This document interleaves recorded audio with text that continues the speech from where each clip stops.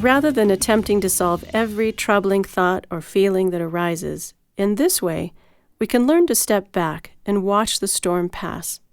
And that can go a long way in helping us to get back into our groove. The fact that these thoughts that we have, he doesn't like me, may not be real. And that these thoughts that we have change. They come, they go, they change, is unbelievably liberating. Doesn't mean you don't have one of those thoughts and feel really rotten. That doesn't necessarily go away all the time. But when you can catch it and say, it's just a thought. Yeah, I really feel lousy right now, but it's just a thought. Hold on, it's going to pass. When we can catch it, it's freedom. If you could see a particularly depressing thought, like I'm worthless, if you could, for a moment, just see that arise in awareness as just a thought, then suddenly there's just a little space around it. And if you see that there's a little space, then there's some wiggle room. And that wiggle room is hope and options. And over time, with consistent practice, you can begin to sort of shake loose that hardened thought that was really, in your mind, a fact. And this raises an important question. This watching and allowing thoughts to pass sounds nice, especially for normal everyday experience. But what about when our thoughts are really going crazy? So I was working with one guy in a group. In that group, right in front of me, he was starting to have a panic attack. And I asked him, well, hold on a second, so let's just play with me for a moment. And it was happening. I said, can you stop? Can you take a few deep breaths? He took a few deep breaths. So he's popping out of this and listening to me for a moment. Can you, for a moment, notice your body? Can you, for a moment, notice how your body's sitting, notice where the feeling is in your body, and what emotion is there right now? It's really anxiety. I'm feeling a lot of anxiety. And is your mind busy or is it calm right now? It's busy. And so as he started to do this and started to witness his experience, and he started noticing that his anxiety started actually calming down. When you're coming at whatever it is that you face in your life from a stance of mindfulness, from being fully present, all of those things in your life appear different. They become just what they are, not what they tell you they are or what your experience says they used to be.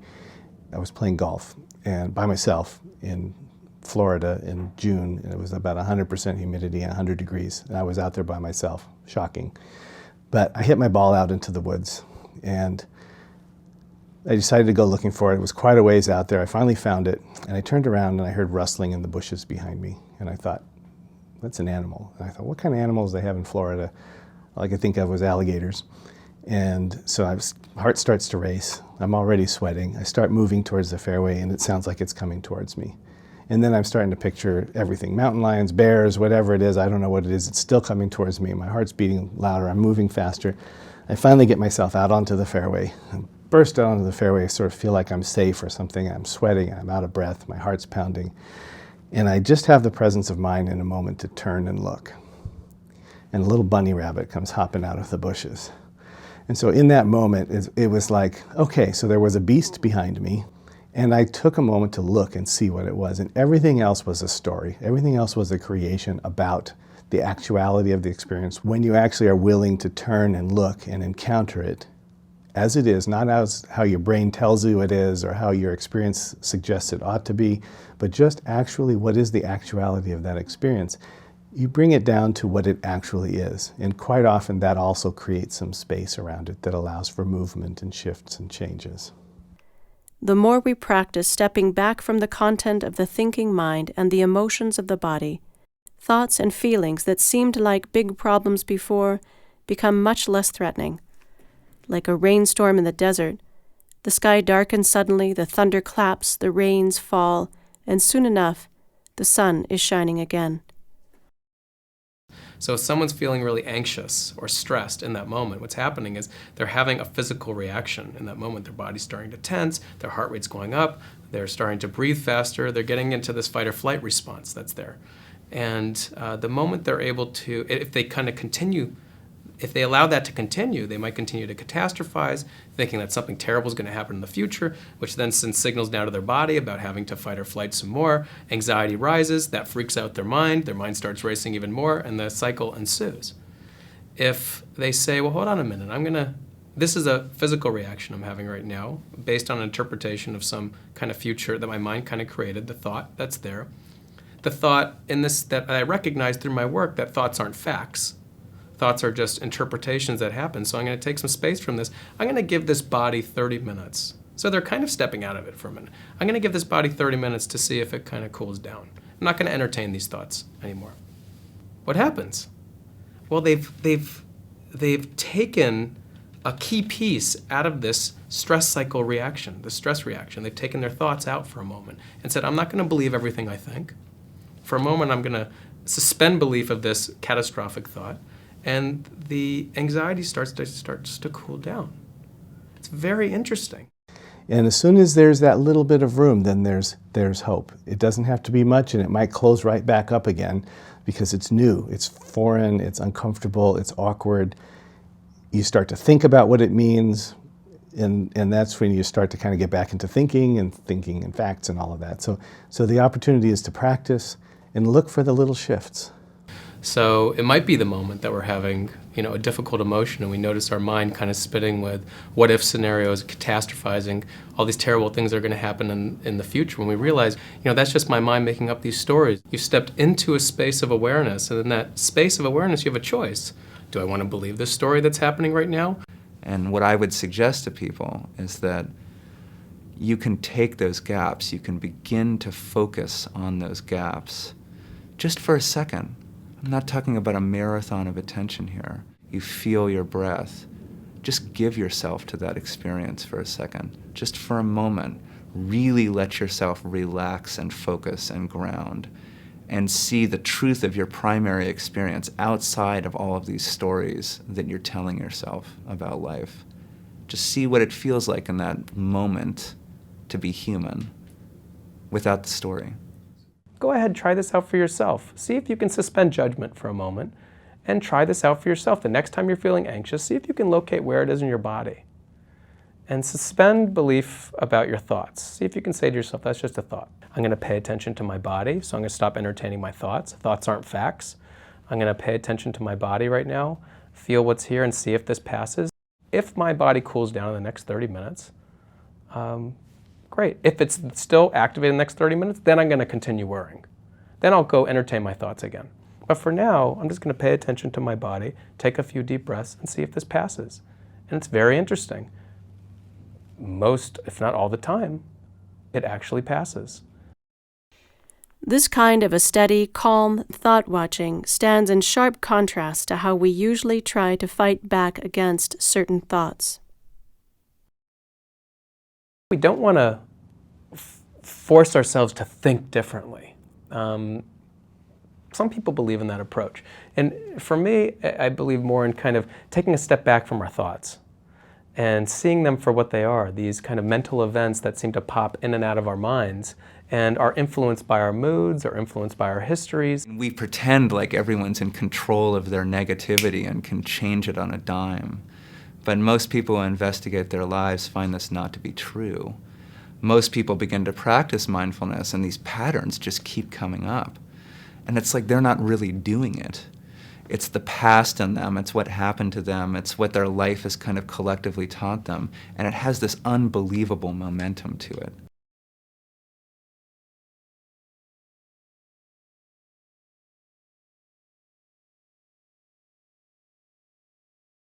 The moment we're perceiving anything in the present moment, our brain reaches back into those experiences to see and to make sense of what's happening here and spits out perception, spits out an instant snap judgment that comes out about any particular experience. This is bad, this is good, this is right, this is wrong.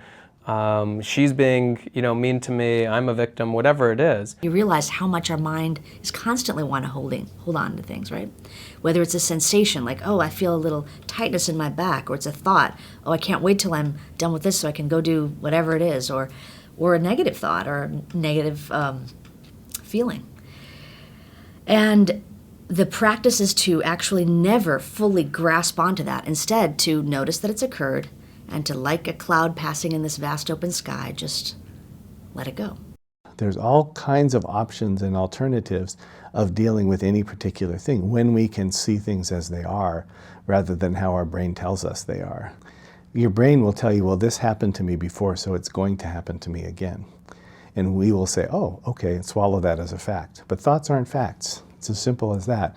We forget that constantly. And we tend to sort of operate on whatever it is our brain serves up for us, we just swallow it whole.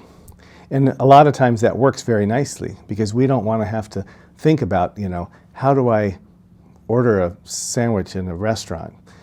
You have a script for that. Your brain will just take care of that for you so you don't have to think, now, how is it I'm hungry? How is it that I'm going to get that food? You just know how to do it. So it serves us well. But then sometimes when it serves up stuff that isn't true, that's just speculation or is just based upon other experiences you've had, but isn't actual fact, and you swallow that whole, then you tend to live in that map. We're talking about actually finding out directly from our experience, not letting our brain rule our experience. Let it inform our experience, but actually let our experience be the experience.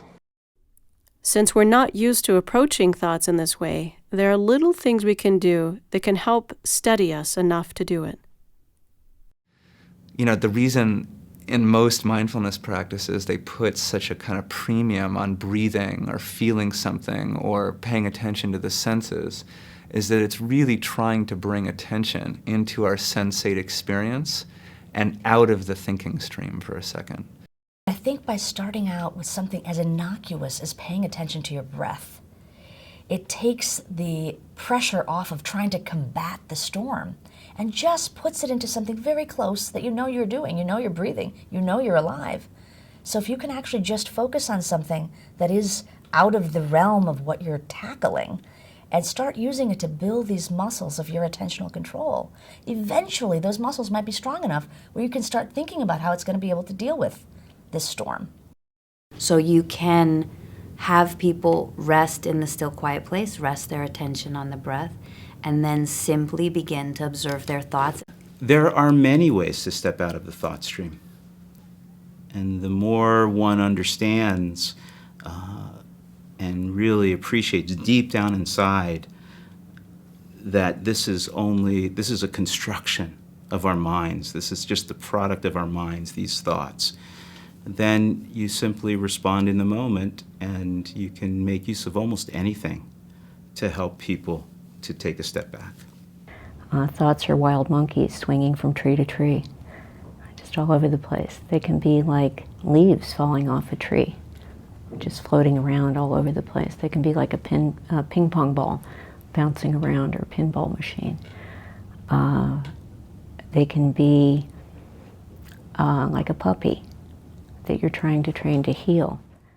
Sometimes I talk about watching a thought parade, so you imagine yourself anchored in the breath, standing on a sidewalk, and you watch your thoughts walk by. And thoughts are different, right? Like some thoughts are kind of shy and they slink by and they don't really want to be noticed that much, and some thoughts are really bold and loud and kind of demanding attention, and some thoughts are almost magnetic, right? They kind of draw a crowd, so they draw more thoughts and more feelings. But the idea is you stand on the sidewalk and you watch them come and go without marching with them. And when you notice that you're marching with them, which sometimes happens, then you come back to the breath and you stand on the sidewalk and you watch them come and go. And that's a thing that someone can practice. Next time you get hit with a feeling of just terror and darkness, next time you get hit with a thought that's tormenting you, watch it. Experiment with just watching it and observing it. Even if it's just for 10 minutes that you practice watching your thoughts, observing them, and rather than being your thoughts, that alone will make a big difference, like practicing the piano 10 minutes a day. Just try it for 10 minutes. If you can't do it for 10 minutes, try it for 1 minute. If you can't do this for 1 minute, even 1 moment of stepping off the treadmill in your mind and watching it, watching the thoughts come, watching the feelings, even 1 moment breaks and short circuits that pathway in your brain that's getting ground. It short circuits it and starts to forge another pathway in your brain. So we blaze a little new path for how we contend with this thought that says, I'm no good or I won't amount to anything. We find a different way to work with it. And then as we continue down that same pathway, it would begin to wear it down, so to speak, in the sort of literal sense on earth and in the neural sense in our brain. This kind of practice can do more than alter emotional and mental patterns alone. If you do a particular activity for some period of time, over and over again, the parts of the brain that are needed for that activity are going to get stronger, okay, are going to get healthier. In the same way that if I were a bodybuilder, right, I'm gonna work out my upper body's gonna be much stronger, but my legs might not change at all. So it's the activity that we engage in that changes those targeted areas. Same thing for the brain. As you continue to do this, as you continue to be present, pathways in the brain open up and movement happens and possibilities become realities. There is some flexibility and some ability to cultivate new pathways, to come out of well-worn grooves over time if we continue to practice. The general public doesn't really appreciate the ways in which that mental activity alone, what we think, what we feel, how we guide attention, what we rest it upon, and then what we do with what we're paying attention to. They don't appreciate the ways in which that literally sculpts neural structure. The breaking news is not that neuroplasticity occurs, in other words, the plastic capacity of the brain to change itself, but rather how and how extensively mental activity is changing neural structure. It's an interesting thing where the science is actually probably 10 to 20 years ahead of the culture itself in terms of realizing the real possibilities here of gradually changing your brain for the better. The sky's the limit, really, in terms of the current research on how mental activity can change the brain. In summary, we're not doomed to our dark, negative, and destructive thoughts. There is life beyond. Although it can be challenging to apply and practice, the benefits for learning this skill are well worth it. For those interested in exploring and practicing this approach, there are many resources available. We've listed some of our favorites here at the end. As you explore this for yourself, have some fun and good luck.